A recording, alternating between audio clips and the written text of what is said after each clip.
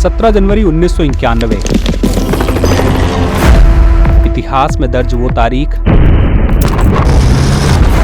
जब कुवैत को इराक से आजादी दिलाने के लिए चलाया गया ऑपरेशन डेजर्ट स्टॉर्म। ऐसा युद्ध जिसकी इंटरनेशनल मीडिया ने लाइव स्ट्रीमिंग की। पेश है आज के एपिसोड में खाड़ी युद्ध की कहानी। ये कहानी शुरू होती है साल 1980 में ईरान इराक युद्ध से। ईरान और इराक में क्षेत्रीय विवाद के नाम पर शुरू हुआ ये युद्ध लगभग 8 वर्षों तक चला। हालांकि इस युद्ध का कोई निर्णायक परिणाम नहीं निकला। 1988 में दोनों देशों के बीच युद्ध विराम हो गया, लेकिन इस युद्ध में दोनों देशों के कई हजार नागरिकों की जान गई। क्योंकि अमेरिका और सोवियत संघ से भी ईरान के संबंध अच्छे नहीं थे, इसलिए अमेरिका इस युद्ध के प्रति तटस्थ रहा, जबकि सोवियत संघ ने इस युद्ध में इराक को परोक्ष रूप से बहुत सहायता प्रदान की। इराक ने इस युद्ध के दौरान अपने सैन्य संसाधनों को बहुत अधिक मात्रा में बढ़ा लिया था और इन सैन्य संसाधनों को बढ़ाने और 8 वर्षों तक युद्ध में रत रहने की वजह से इराक पर बहुत अधिक कर्ज हो गया था। इराक को सबसे अधिक कर्ज दिया था कुवैत और सऊदी अरब ने। इराक इन दोनों देशों पर कर्ज माफ करने को लेकर दबाव बना रहा था। दोनों देश कर्ज माफी को तैयार नहीं थे, लेकिन कर्ज माफी सिर्फ एक बहाना था। इराक कुवैत के तेल के कुओं पर अधिकार करना चाहता था, क्योंकि ये छोटा सा देश कुवैत दुनिया के 10% पेट्रोलियम ऑयल भंडार का मालिक था। इराक ने कुवैत पर कई तरह के आरोप लगाने शुरू किए, जैसे कुवैत उसकी सीमा से तेल की चोरी कर रहा है, कुवैत ओपेक द्वारा निर्धारित मात्रा से अधिक तेल का उत्पादन कर रहा है, जिससे तेल के मूल्य गिर सकते हैं। इन आरोपों को आधार बनाकर इराकी तानाशाह सद्दाम हुसैन ने कुवैत पर आक्रमण करने की धमकी दी। 2 अगस्त 1990 की सुबह कुवैत के लिए अंधेरा लेकर आई।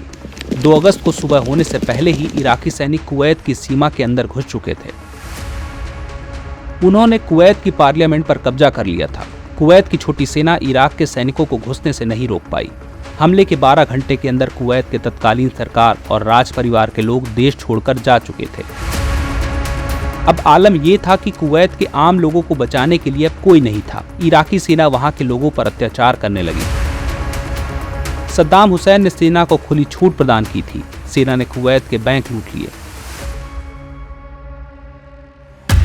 संयुक्त राष्ट्र संघ ने 2 अगस्त को एक त्वरित बैठक बुलाई और इराक के इस हमले की निंदा की और रेजोल्यूशन 660 पारित किया और सद्दाम हुसैन को इस हमले को रोकने को कहा।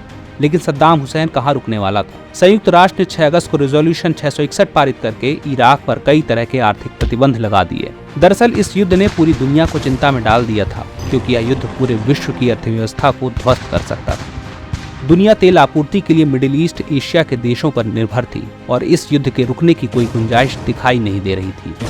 कुवैत पर आक्रमण के बाद इराक सऊदी अरब पर आक्रमण करने की योजना बना रहा था, क्योंकि अगर सऊदी अरब और कुवैत ऑयल फील्ड्स पर इराक का कब्जा हो जाता तो इराक दुनिया के 1/5 हिस्से के तेल भंडार का स्वामी बन जाता और सऊदी अरब की सेना इराक की सेना के मुकाबले काफी कमजोर भी थी। 7 अगस्त 1990 में अमेरिका के नेतृत्व में ऑपरेशन डेजर्ट फील्ड की शुरुआत हुई। यह 30 से अधिक देशों का एक गठबंधन था, जिसका उद्देश्य सऊदी अरब की सीमाओं की रक्षा करना था। गठबंधन में शामिल देश की सेनाएं सऊदी अरब की सीमाओं पर तैनात हो गईं। 8 अगस्त को इराक ने कुवैत पर अपना पूर्ण कब्जा घोषित कर दिया। 29 नवंबर 1990 को संयुक्त राष्ट्र ने एक प्रस्ताव पारित किया, जिसके तहत यूएन ने इराक को कुवैत से हटने के लिए 6 हफ्ते का समय दिया, यानी 15 जनवरी 1991 तक का समय। यूएन ने कहा 15 जनवरी तक अगर इराक कुवैत को आजाद नहीं करता है तो उस पर सैन्य कार्रवाई की जाएगी। 1991 के नए साल के साथ इराक की उल्टी गिनती शुरू हो चुकी थी। तानाशाह सद्दाम झुकने को तैयार नहीं था। 15 जनवरी तक भी जब इराक ने कुवैत पर अपना कब्जा नहीं छोड़ा तो 17 जनवरी 1991 को अमेरिका के नेतृत्व में सैन्य गठबंधन ने इराक के खिलाफ शुरू किया ऑपरेशन डेजर्ट स्टॉर्म। चूंकि इराक ने ईरान से युद्ध में केमिकल वेपन्स का इस्तेमाल किया था, इसलिए इस युद्ध में भी सैनिकों को इस बात का डर था कहीं इराक इस युद्ध में भी रासायनिक हथियारों का इस्तेमाल न करे। इसलिए अमेरिका ने इराक पर हवाई हमले करने शुरू किए। इस सैन्य गठबंधन ने सबसे पहले इराक के पावर प्लांट्स और अन्य संसाधनों को नष्ट करना शुरू किया। जवाब में इराक की सेना ने कुवैत के ऑयल फील्ड्स में विस्फोट शुरू कर दिया। इस विस्फोट ने बड़ी मात्रा में कुवैत के संसाधनों को नुकसान पहुंचाया। इस हमले ने सैन्य गठबंधनों को जमीन पर युद्ध करने को मजबूर कर दिया।